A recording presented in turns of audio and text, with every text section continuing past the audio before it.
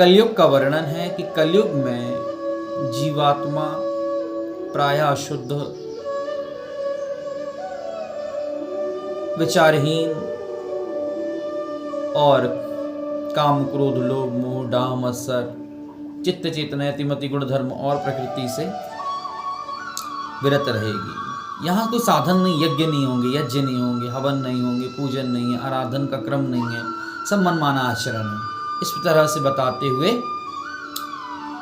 कथा आगे सरकती है और पहुंचती है भक्ति, ज्ञान और वैराग्य को जागृत करने के लिए। बहुत सिंबॉलिक कथा है, बहुत सांकेतिक कथा है। एक चीज याद रखना, ये बहुत सांकेतिक कथा है, हमारे जीवन से ही ओतप्रोत। भागवत ये हम ही हैं, परीक्षित हम हैं, परीक्षित कोई और नहीं है, हम हैं। और श्रीमद् भागवत कोई और नहीं है, सुखदेव जी महाराज है। भगवान श्री कृष्ण का वांगमय स्वरूप है, उसका हर शब्द कृष्ण है, इतना जान लेना।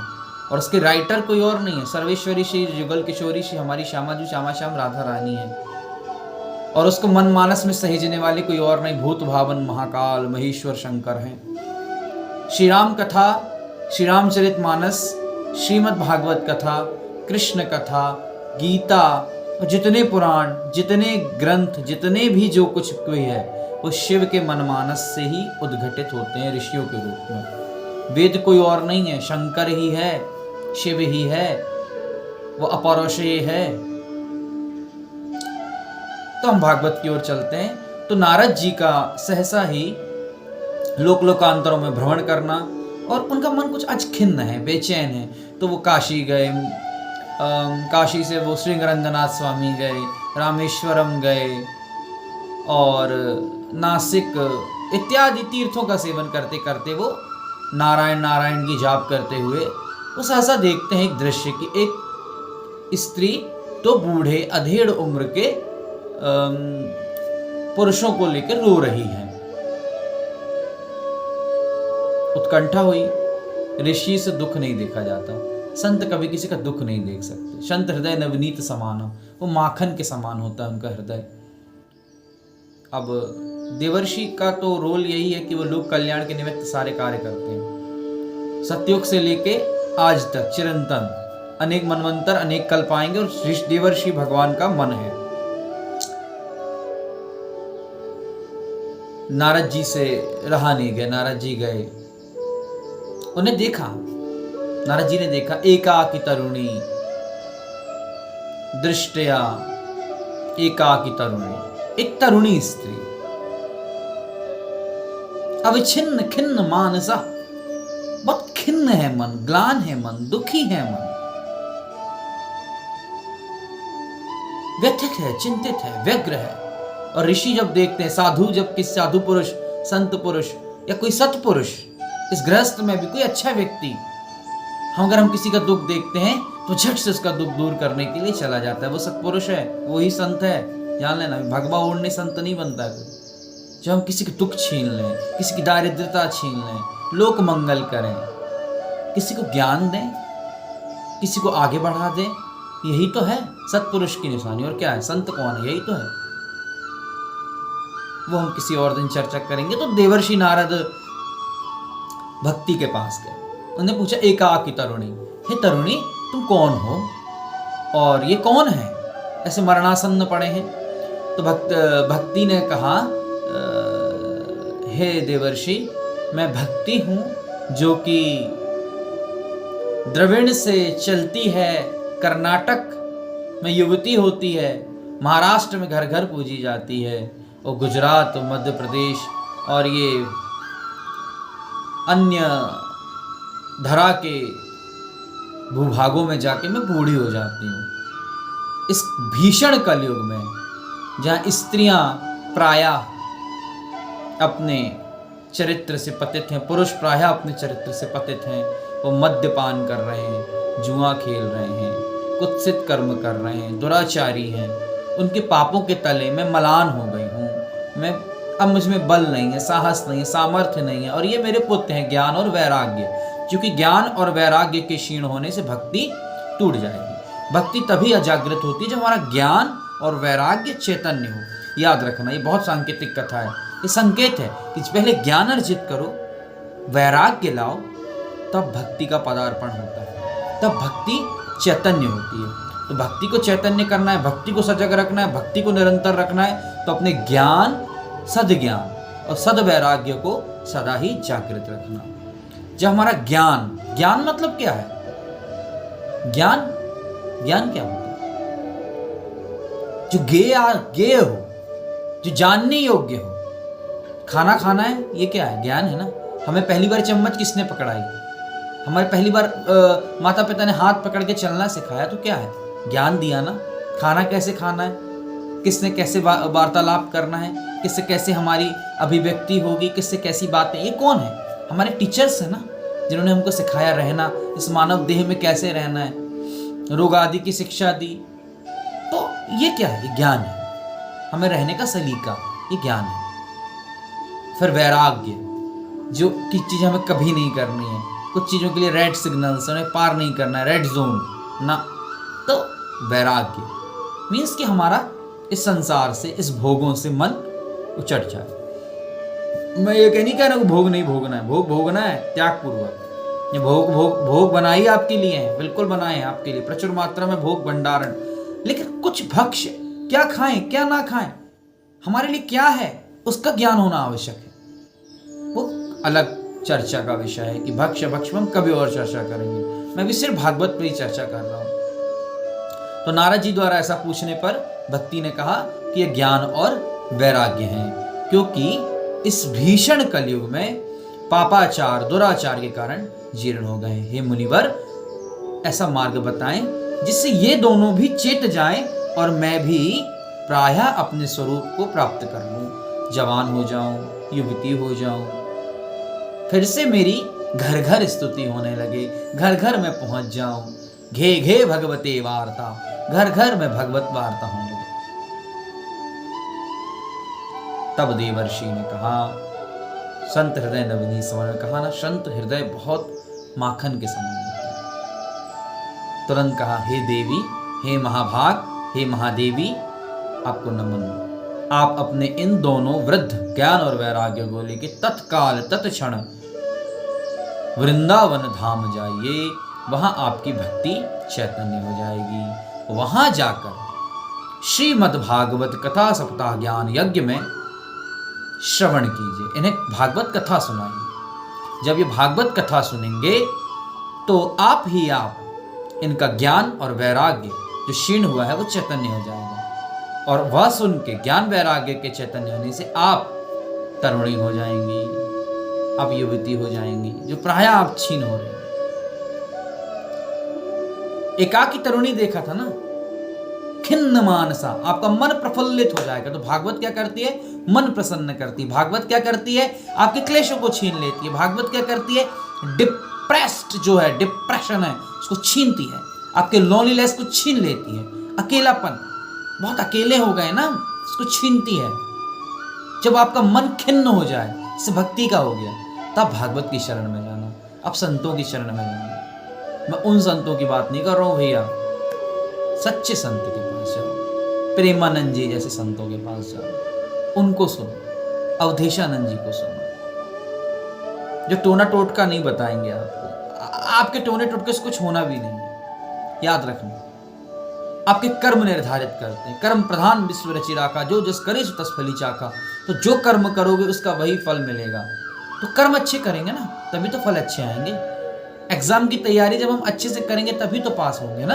अच्छा एग्जाम फाइट करेंगे, अच्छी तैयारी करेंगे, अच्छा एग्जाम में लिखेंगे, तभी ना उत्तीर्ण होंगे, तभी ना मार्क्स अच्छे मिलेंगे। समझ रहे हैं ना?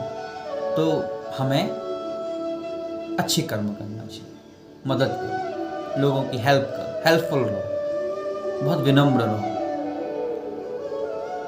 इसी तरीके से फिर यहां से भागवत कथा आरंभ होती है। सुनना, ये नैमिषारण्य में 88,000 ऋषि शौनक जी से सूत आदि ऋषि पूछ रहे हैं। तो ये कथा 4 लोगों के बीच की है। शुक परीक्षित सुन रहे हैं, शौनक सूत का संवाद चल रहा है, भक्ति नारद का संवाद चल रहा है, और वहां शंकर और पार्वती का संवाद चल रहा है। और एक बात बताते चलते हैं बड़ी गोपनीय, राधा और कृष्ण का संवाद चल रहा है, दो लोग। ये भागवत 4 या 5 जगह चल रही है, एक जगह से नहीं आया इसके संवाद। व्यास द्वारा रचित है। जैसे रामायण शतकोटि अपार, 100 करोड़ से अधिक श्री राम जी के चरित्र हैं। अलग अलग मल्टी यूनिवर्स में अलग अलग भगवान की लीलाएं चलती हैं। तो जो मनीषी होता है, कवि होता है, लेखक होता है, जिसको भगवदीय प्रेरणा होती है, वो अपने मन मस्तिष्क से उन सभी चरित्रों को देख लेता है, फिर वो उसको संपादित करता है। एक संपादक को 1000 जो न्यूज़ एडिटर होता है उसको 1000 आता है रॉ मटेरियल, तो उसको प्रॉपर एडिट करके प्रॉपर मैनरली उसको चलाया जाता है न्यूज़ में, अनवांटेड चीज़ें हटा दी जाती हैं। वैसे यह रामायण शतकोटि अपारा, उनके चरित्रों को 100 करोड़ तो लिख नहीं पाएगा कोई, उसको लिपिबद्ध करना है कुछ 18,000 श्लोक में, 12,000 श्लोक में, संक्षेप में। ये कथाएं संक्षेप में, उनका और भी वर्णन है। सतयुग द्वापर में ये कई है, 1-1.5 लाख के श्लोक थे, 2.5 लाख के श्लोक हैं। इसको शॉर्ट कर दिया है कलयुग में, 18,000 श्लोक है भागवत में। तो प्रथम स्कंद में कलयुग का वर्णन है कि कलयुग के पाप को क्षय करने वाली यह कथा मुक्ति प्रबोधिनी कथा, मुक्तिदायिनी कथा। 7 दिन अगर किसी ने कथा मन मानस से सुन ली, श्रवण कर ली, वाकई में एक अद्भुत क्रांति होती है विचारों। श्रवण मंगलम श्रीमदाततम भुवि गृह्णन्ति भूरिदा जना, तब कथामृतम तप्त जीवनम, तपे हुए जीवन से कथा निकाल लेती है। इस कथा का अमृत का प्रभाव ऐसा है, तब कथामृतम तप्त जीवनम, तपे हुए जीवन को, गलान जीवन को एक दिशा दे देती है। कवि भीड़ितम, और वे कवि महान हैं जो घूम घूम कर भागवत कथा का प्रचार करते हैं। कवि भीड़ितम कल्मषापहम, कलयुग के समस्त पापों को नष्ट करने के लिए यह कथा अमृत है। ब्रह्मा जी, इस मनवंतर के ब्रह्मा जी, इस कल्प के, इस यूनिवर्स के ब्रह्मा जी भी कंफ्यूज हो गए थे। मैं बता रहा हूं, सैकड़ों अनंत यूनिवर्स है, मल्टी यूनिवर्स है। इस मल्टी यूनिवर्स में मल्टीपल ब्रह्मा है, मल्टीपल शंकर, मल्टीपल विष्णु है। संकोच मत करना, मल्टीपल इंद्र है, मल्टीपल, एक नहीं है। एक ब्रह्मा एक विष्णु की बात नहीं हो रही है। ये हमारे पुराणों में, हमारे ग्रंथों में, वेदादि ग्रंथों में, उपनिषदों में इसका वर्णन है। जब ब्रह्मा आते हैं कृष्ण को, वो लीला में आगे बताऊंगा भागवत में आपको, तब वहां वो कंफ्यूजन होता है। तब स्तुति होती है इंद्र के द्वारा, अक्षरम परमम ब्रह्मा ज्योति रूपम सनातम गुणातीतम निरकारम स्वेच्छन में मंजन जंतनम भक्त ध्यानाय सेवाय नाना रूप धर्म वरम। वो आगे हम जब आएंगे भगवान की लीलाओं की ओर 10वें स्कंद में, तब वो कथा आएगी। तो भक्ति का अब यहां से श्रीमद् भागवत कथा को पंख लगेंगे, यहां से कथा आरंभ होगी। 7 दिन हमारे पास है, 7 दिन आपके पास है। 7 दिन होते हैं हफ्ते में, इसलिए 7 दिन की कथा है। जीवन के 7 दिन, जीवन के 24 घंटे, 7 दिन हम सबके पास 7 दिन है। और इसी 7 दिन में तक्षक आएगा। तक्षक सिंबल समझो, तक्षक यानी काल, आपकी मौत, आपकी मृत्यु। परीक्षित यानी हम। भागवत कथा जो सुखदेव है वो भागवत है। व्यास, कथा व्यास कोई भी हो सकता है। तो जो श्रीमद् भागवत है वो सुखदेव जी द्वारा वाचने वाला वक्ता है। श्रीमद् भगवान का, श्री कृष्ण का वांगमय स्वरूप है। क्योंकि जब भगवान धराधाम छोड़ रहे थे तो वो भागवत में ही अपनी लीला रूप में समा गए थे। उद्धव ने पूछा कि हे भगवान, कलयुग में किसका आश्रय रहेगा, अब आप जा रहे हैं? तो उन्होंने कहा मैं भागवत स्वरूप में, शब्द रूप में तुमको दे रहा हूं। और जगन्नाथ जी में आज भी वो हृदय, जब वो समाये, उनने अपनी देह त्यागी वांगमय स्वरूप में, तो उनका हृदय बच गया था। उस हृदय को प्रवाहित कर दिया था उद्धव ने समुद्र में। बस वह द्वारिका के समुद्र से पुरी समुद्र में आया।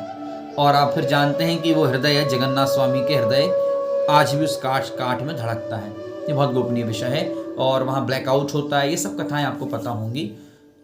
तो मैं ये कहूँगा कि आज से हम भागवत प्रारंभ कर रहे हैं। श्रीमद् भागवत का मैंने प्रथम आपको श्लोक बताया कि भगवान का स्वरूप क्या है, कार्य क्या है, वो करते क्या है। भक्ति के उद्धार की कथा बताई कि श्रीमद् भागवत कथा की ओर भक्ति अब चल रही है। यहाँ से कथा अब आगे बढ़ेगी। अब हम यहाँ से जाएंगे कहाँ? श्रीमद् भागवत कथा के अगले चरण में। ये कथा उन्नत करने वाली है, हमारे दोषों को हरने वाली है। एक चीज और बताते चलो, श्रीमद् भागवत कथा से मुक्त वही होते हैं जो मन मानस में इस कथा को धारण करते हैं, फिर उस कथा के अनुसार आचरण करते हैं। क्योंकि आज कोई भी कथावाचक आपको कथा नहीं सुना रहा है, वो आपको ठुमके लगवा रहा है, आपको नचा, क्योंकि आपने वृत्ति ऐसी बना ली है। आपको अगर कोई ज्ञान बताएगा आप उठ के चल दोगे, एक व्यक्ति नहीं रहेगा वहां। और याद रखना, भागवत दो लोगों के बीच का संवाद है, भागवत दो लोगों के बीच की बात है, भीड़ से कोई मतलब भी नहीं। वक्ता और श्रोता इसके नियम है भागवत में, कि वक्ता कैसा हो, श्रोता कैसे हो। अगर आप इतना खर्चा कर रहे हैं भागवत के लिए, आप इतना समय दे रहे हैं, क्यों दे रहे हो भैया? ये कल्प वृक्ष है तो संसार मांगने जा रहे हो? वहां संसार मांग रहे हो उससे बैठ के कि मेरे को एक घर मिल जाए, मेरे को एक कार मिल जाए, मेरे को एक लड़की मिल जाए, मेरी। तुमसे बड़ा मूर्ख कोई है? तुम कभी तो कहो कि हे नाथ मुझे तुम मिल जाओ, हे कन्हैया मुझे तुम मिल जाओ। वो मिल गया तो फिर बचा क्या भे तुम्हारे लिए? अगर एक बार भगवान मिल गए तो फिर क्या बचा है पाने के लिए? उस एक बार ब्रह्म मिल गया तो फिर तुम्हें चाहिए क्या? जनक की बात बता रहा हूं, जब राम जी गए ना, निराकार ब्रह्म का रस पीते हैं जनक विदेह राज हैं, निरंतर ब्रह्म रस में डूबने वाले हैं उद्धव और जनक। दो लोगों को शास्त्र में बताया गया कि जनक 24 घंटे ब्रह्मानंद में लीन रहते हैं, विदेह राज जनक, सीता जी के पिता। और जब राम को देखा ना, बरबस ब्रह्म सुखई तब त्यागा, बरबस ब्रह्म सुखई तब त्याग। जैसे राम जी को देखा तो जो ब्रह्म, निराकार ब्रह्म का सुख है उसको त्याग दिया। बरबस यानी बलात्, हठात माइंड को हटाया निराकार ब्रह्म से। क्यों ऐसा लगता है कि भगवान साक्षात आ गए? जिनके बारे में मैं चिंतन कर रहा हूं, जिस ऊर्जा को मैं निरंतर, जिस ध्यान में, धारणा में, प्रत्याहार में, समाधि में देख रहा हूं, वह साक्षात रूपवान होके आ गए। तो बरबस ब्रह्म सुखई तब त्यागा। जनक ने, मैं बता रहा हूं, एक बार इस ओर आओ, एक बार इस सर में आओ। तुलसीदास जी ने एक चौपाई लिखी है जब बालकांड में, कि इस निकट, मैं अर्थ बता रहा हूं आपको, इस तट के निकट आना अत्यंत दुष्कर है। यही सर दुष्कर, सर इस सम भाई, इस तट में आना बड़ा दुष्कर है। क्योंकि काम, क्रोध, लोभ, मोह, आपका अहंकार, आपकी जड़ बुद्धि आपको यहां बैठने ही नहीं देगी। मैं आपको भी कुछ बता रहा हूं ना, आप नहीं सुनेंगे, आप स्किप कर देंगे इसको, आप तुरंत स्किप कर देंगे। क्यों? आपके पाप नहीं सुनने देंगे, आपका अहंकार नहीं सुनने देगा। अरे मैं क्यों सुनूं? मैं तो टीवी में सुन लूंगा, मैं किसी अच्छे प्रवक्ता को सुनूंगा, मैं अच्छे वक्ता को सुनूंगा। ना, ऐसा नहीं। आप कहीं भी कथा, भगवान का विषय कहीं भी चल रहा हो, कुछ क्षण सुने, कुछ सुनने मिलेगा आपको, कुछ अच्छा जीवन में प्रवेश करेगा। और मैं कोई भागवत कथावाचक नहीं हूं, मैं कोई वेदज्ञ नहीं हूं, मैं एक ब्राह्मण हूं, मेरा धर्म है। मैंने देखा कि आज महती आवश्यकता है, क्योंकि कोई भी कथावाचक न सदो मुक्ति का वर्णन कर रहा है, न क्रम मुक्ति वर्ग का वर्णन कर रहा है। ये मुक्ति प्रबोधिनी कथा को सिर्फ ठुमके लगवा के, नाच लगा के, क्या हम किस दिशा में जा रहे हैं? मैं कोई समाज सुधारक भी नहीं हूं, लेकिन मैं एक ब्राह्मण हूं, तो मेरा एक कर्तव्य है। किम कर्तव्यम, मैं कभी कभी पूछता हूं, किम कर्तव्यम विमूढ़ा, कि मैं अपने कर्तव्य से कहीं च्युत हो गया, मैं अपने कर्म से कहीं च्युत हो गया। मैं ये नहीं कहता कि कथा आप भी श्रवण करें, आप भी पढ़ें, डाउनलोड करें, आप खुद पढ़ें, क्या जरूरत है? YouTube में देखें, हम वीडियोस देखें, हम 1 घंटा एक कुछ संवाद पढ़ें, खुद से लाए ना। आज किसी को वेद नहीं आता, किसी को उपनिषद नहीं आते, कोई गीता नहीं जानता, कोई रामायण नहीं जानता। क्यों? ये हमारी कमी है। ना माता पिता प्रबोध करते हैं, ना माता पिता बताना चाह रहे हैं। उन्हें ज्ञान नहीं तो तुम्हें क्या बताएंगे? और आने वाली पीढ़ी क्या सीखेगी? क्या जानेंगे रामकृष्ण को? देख लीजिए, रामायण शत्रुघ्न सिन्हा के घर का नाम है और शादी हो गई किससे? एक विधर्मी से। रामायण नाम सब शत्रुघ्न, रामायण के कैरेक्टर्स हैं पूरे, और शादी कहाँ होगी? ये है ज्ञान ही नहीं।